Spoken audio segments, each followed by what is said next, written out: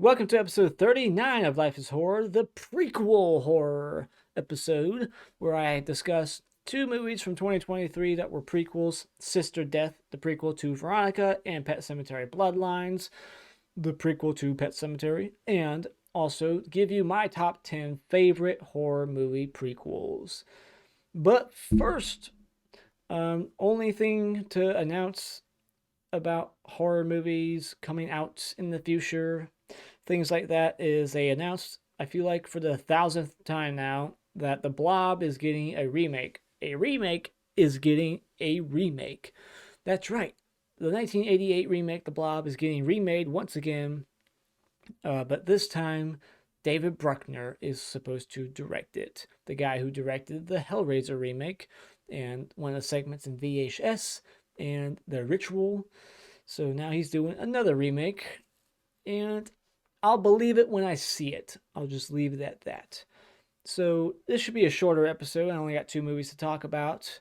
We're going to talk about two prequels from last year that I haven't discussed yet, and that is Sister Death and Pet Sematary Bloodlines. So let's talk about Sister Death, the sequel to Veronica by Paco Plaza, the guy who did Wreck. I think that was a co-direct. It was two people who directed that. So set in Spain, 1949, a novice arrives at an old convent, converted into a girls' school to work as a teacher. That's all it says. That's very basic. It doesn't even tell you what the hell's happening. So you just got a person arriving at school to work as a teacher, and then scary shit happens. That's all you need to know. All right, supernatural horror movie. If you've seen the first one, you know what it's gonna be about. The first one was kind of like Ouija, possession, whatnot. And there was this like little character barely in the movie, this blind old nun called Sister Death in the first one.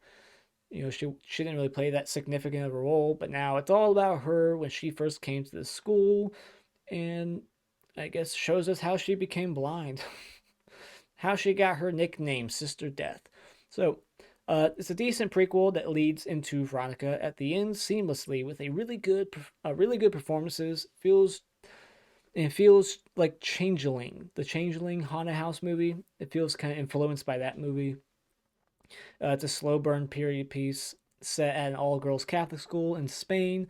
There are a couple of dream sequences, fake outs that foreshadow in a way like future events. The score was interesting and intense, not overused, and sounded sort of like electronic, which seems unusual for a movie like this, but I liked it.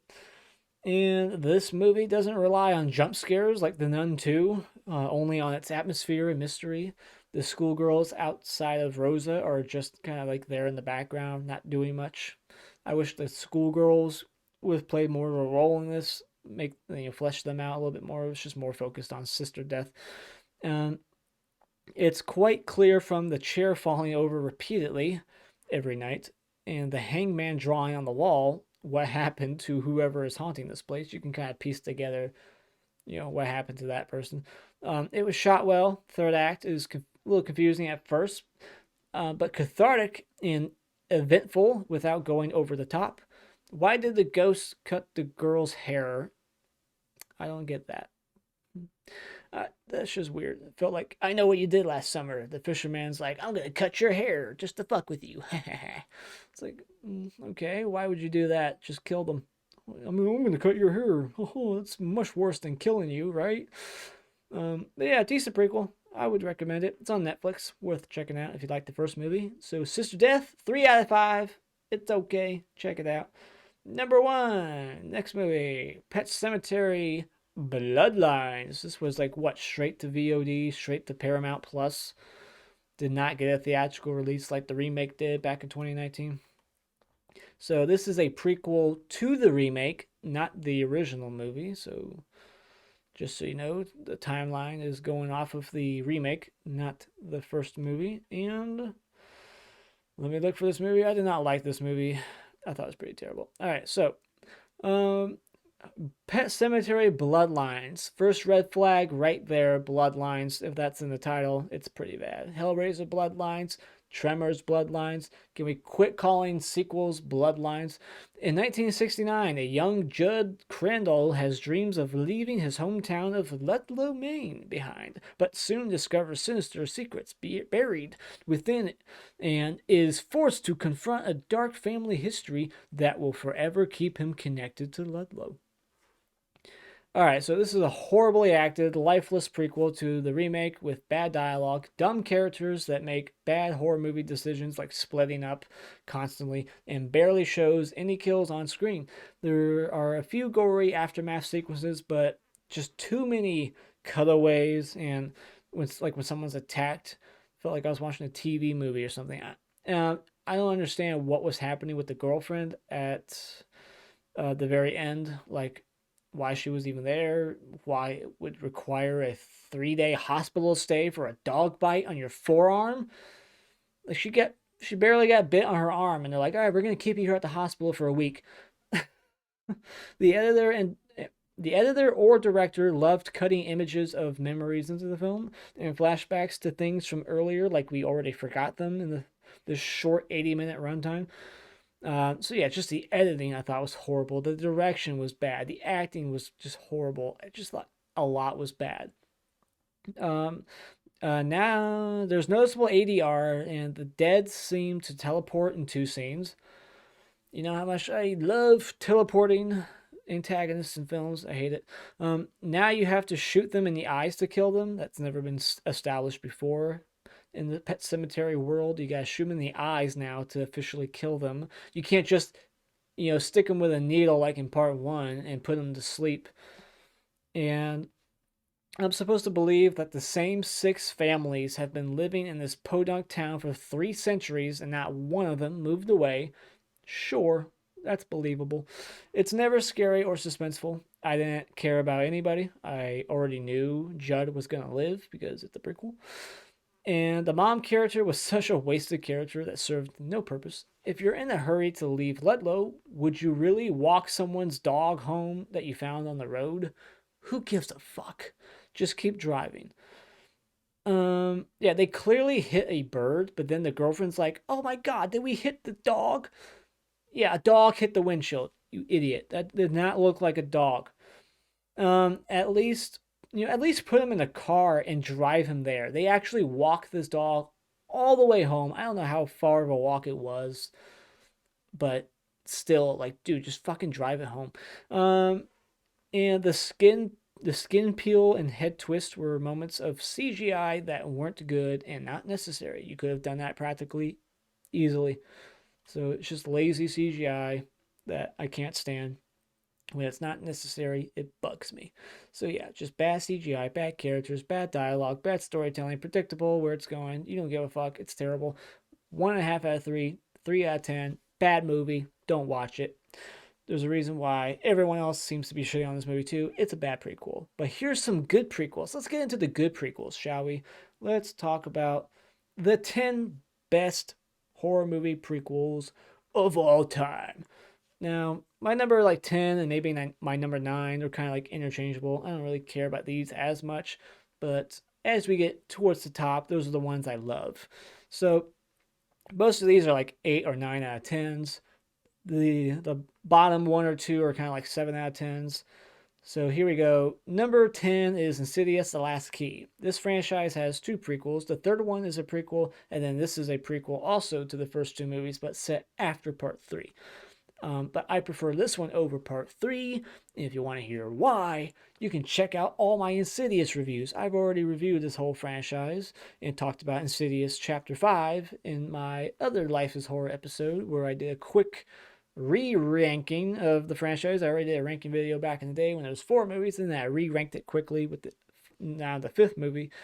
So yeah, Insidious: Last Key, I like it. You got the return of Lin Shaye and the two like Geek Squad people, whoever they are, Lee Winnell and Angus, what's his face, in here also.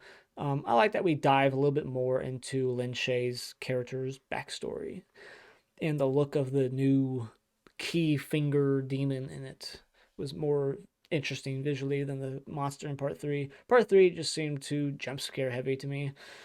And this one I thought was a little bit better crafted than the third one. All right, so number 9, Ouija of Origin of Evil. Pretty good prequel. A strong movie by Mike Flanagan, who's a great director. He got great performances in this. They got like the cigarette burns in the corner of the screen at times. They make it look and feel kind of like an old film.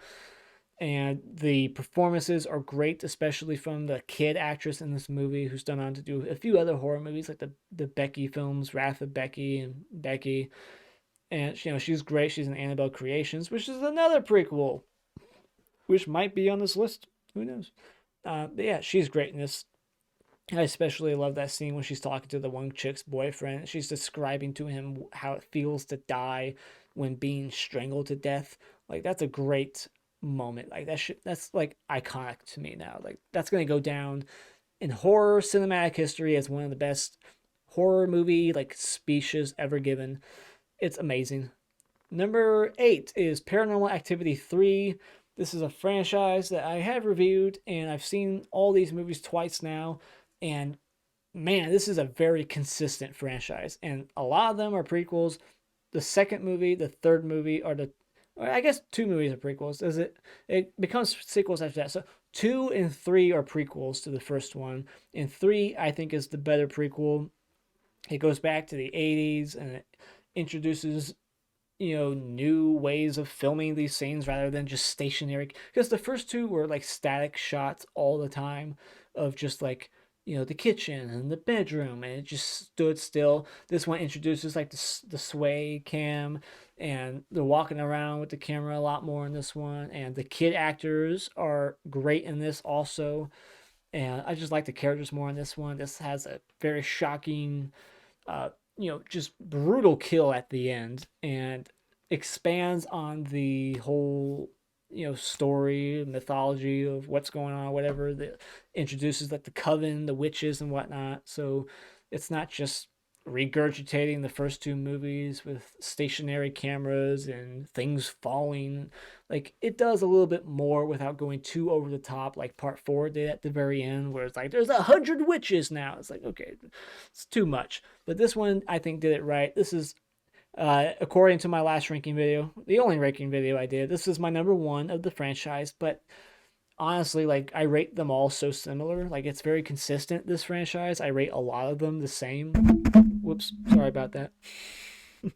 A lot of them are like 7 out of 10 movies to me. Like they're all very good. I don't think any of them are amazing, but 3 is my favorite. Very close behind is like the marked ones, and even the new movie part 7 I liked. 1 and 2 are good. The only 2 I don't like is 4, and especially like what is it, part 6, the ghost dimension. Yeah, that's the one I really just did not like. All right, so yeah, 6 was like the 3D one. I did not like part 6, so that's like the only one I really strongly dislike, especially. But part 4 is pretty weak also. But 7 movie franchise, 5 good movies, pretty consistent. Only 2 weak ones in my opinion. So Paranormal Activity 3, that's my number 8. Number 7, The Thing, the prequel to The Thing, 1982. And the only thing that hurts this movie is the CGI. Like if this was all practical effects, this movie would be loved a lot more and more respected at least. But it's just the studios decided, let's put CG over all the practicals that we did, which is a huge mistake. But the performances, you got Mary Elizabeth Winstead, that's all good, and the continuity, the attention to detail is phenomenal in this, so it's worth checking out. And I reviewed this movie pretty early on my channel, and I think this movie made my top 10 of 2011. Number 6, Annabelle Creation, the other movie with the Ouija Origin of Evil actress Lucy, I think is her name, Lucy something, Lulu Wilson, that's her name. She's great in this also, and this is the best easily of the Annabelle trilogy. It's the most like atmospheric, best directed, most intense. It's the most like R-rated feeling one also. It's got a little bit of gore in it. That one person was like chopped in half.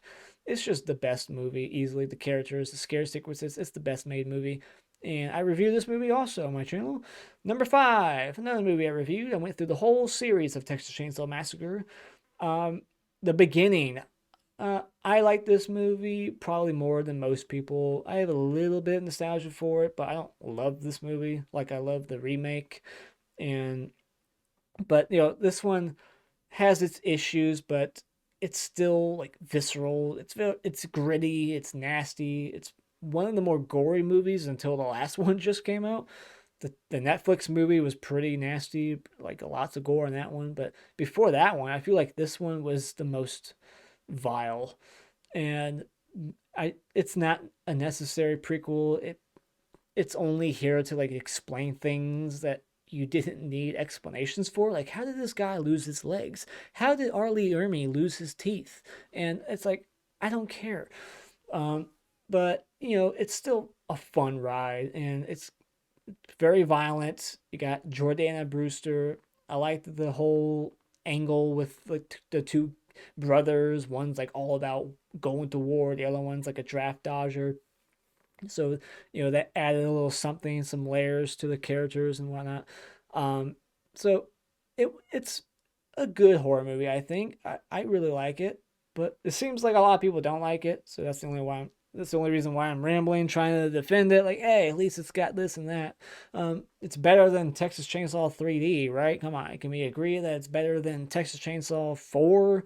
it's it's not that bad of a movie. I think Andrew Bernarski, who plays Leatherface in this and the remake, is one of the scariest versions of Leatherface. Yeah, it's not a necessary prequel, but it's still a fun ride. It's very intense, gory, very violent, nasty, and it's a good companion piece with. It's a good back-to-back watch. It's a good double feature with the remake. Just watch this one, then the remake, or remake, then watch this one. Um, and so yeah, and number four is Pearl, the prequel to X. And this is supposed to be a trilogy now. We're going to get Maxine later this year, hopefully. And this is my preferred movie in the, what would you call it? Duology? Is that what it's called when it's two movies? Did I just make that up? You got trilogy, quadrilogy. What's two movies? Is it duology, whatever?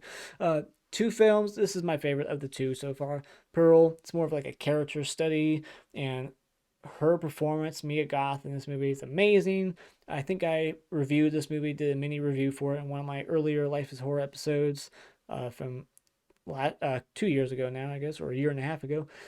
And yeah, it's just stylistically, I like it. It's not as much of a slasher as X, but I still like it anyway. I wasn't as big on X the first time I watched it, but then I rewatched it recently and I actually went up on my rating on that movie. But I still prefer this one.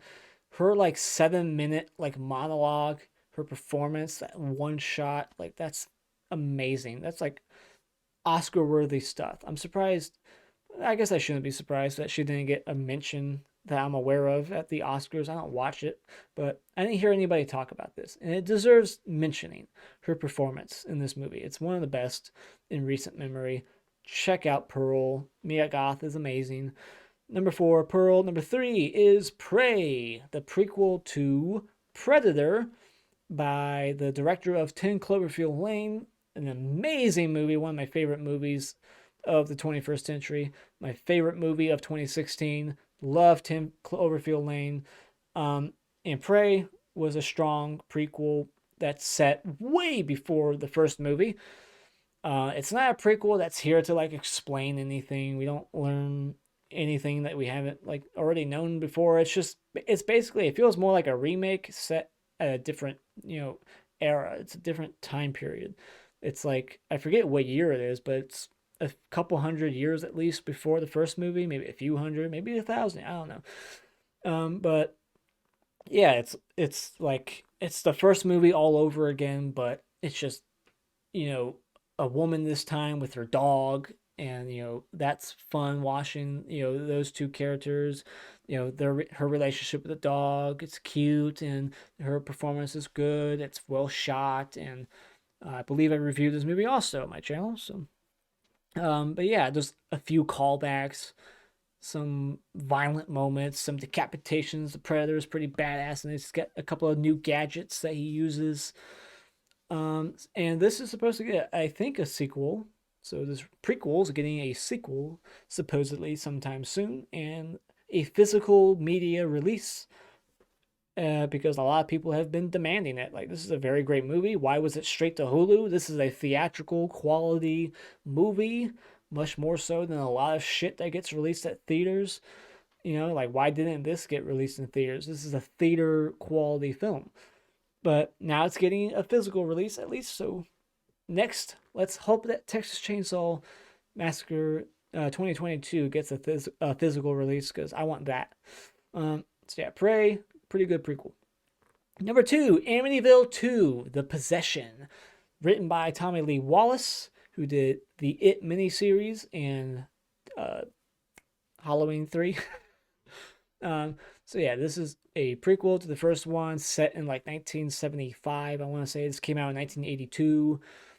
This one's very quick moving. It does not waste any time. As soon as they get to the house, shit hits the fan. There's incest. It's really uncomfortable. There's lots of cool, skin bubbling, like bubble, those kind of practical effects. That was very popular at the time, when the whole pulsating skin thing. There's a lot of movies with that in 1982. If you go back, there's a lot. Like The Beast Within did a lot of that same year as this movie. And yeah, it's intense. The only negative with this movie is the third act. It becomes too exorcisty. Like it feels like they're just ripping off The Exorcist, and it kind of becomes like a courtroom drama for 10 minutes. But the first hour is intense, fast pace, some cool effects, some interesting like Sam Raimi esque camera work, some colorful green lighting. It's a good movie. I personally still prefer the original slightly over this one. I'm kind of in the minority there, I think. I hear a lot of praise for this one over part one. But if you look at the ratings, I think part one is a little bit above part two. But when I listen to like horror podcasters and I listen to other movie reviewers, it seems like the majority of people seem to like part two more. And I think it's just because of the first hour, how intense it is and how uncomfortable and creepy it is.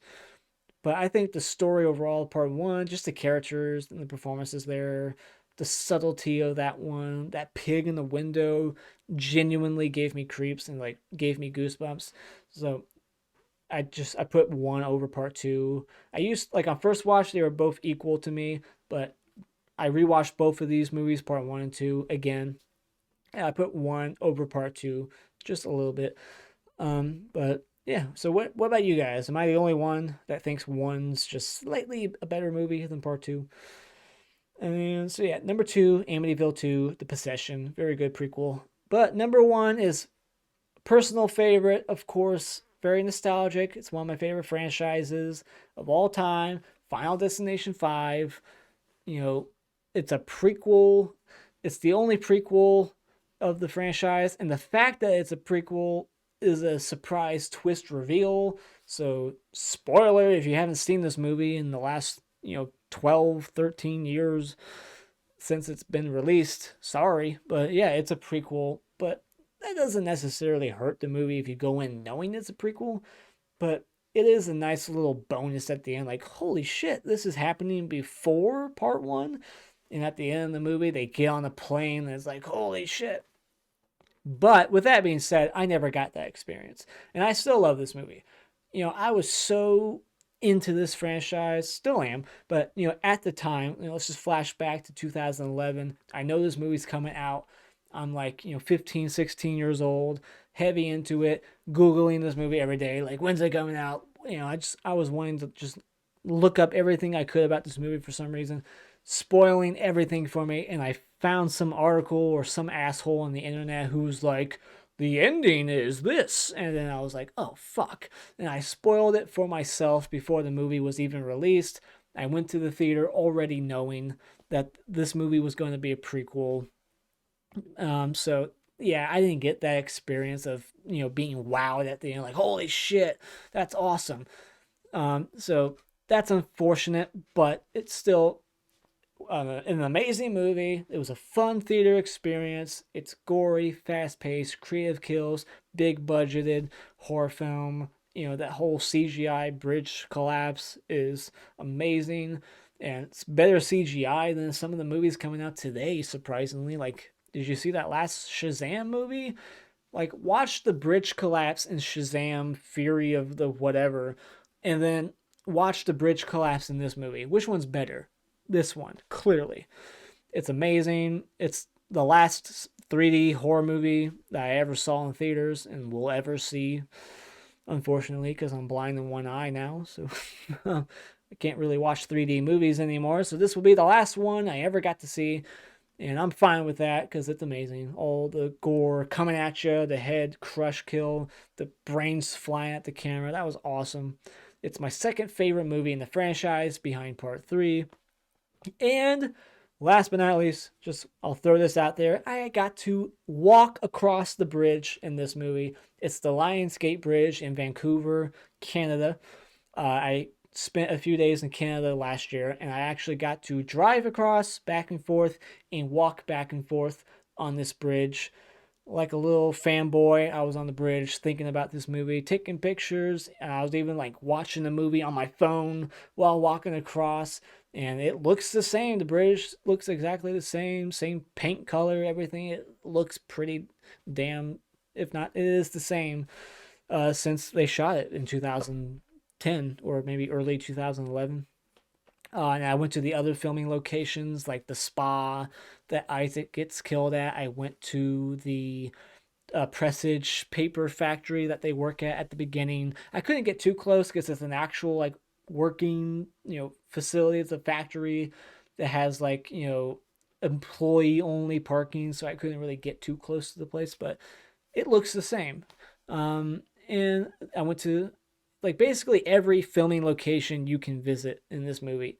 I went to, except for the cemetery. I couldn't figure out what cemetery they shot at, so I don't think anybody else knows. It's not on the internet. I couldn't find it, but so yeah, that was fun being there where this movie was shot, and yeah, it was a blast. I highly recommend doing it. Check this movie out if you haven't seen it. It's amazing. And if you're ever in Vancouver, go to the Lionsgate Bridge. That's where they shot this movie. Looks the same. It's awesome. Number 1 is Final Destination 5. I don't have any honorable mentions thought out. Sometimes I like to do honorable mentions. If I had to like shout out any honorable mentions right now, I would say Puppet Master 3. That's probably the best of that whole franchise. It's a bad franchise. Is 3 the only prequel? I'm not sure. I can't remember. I just watched that whole franchise last summer.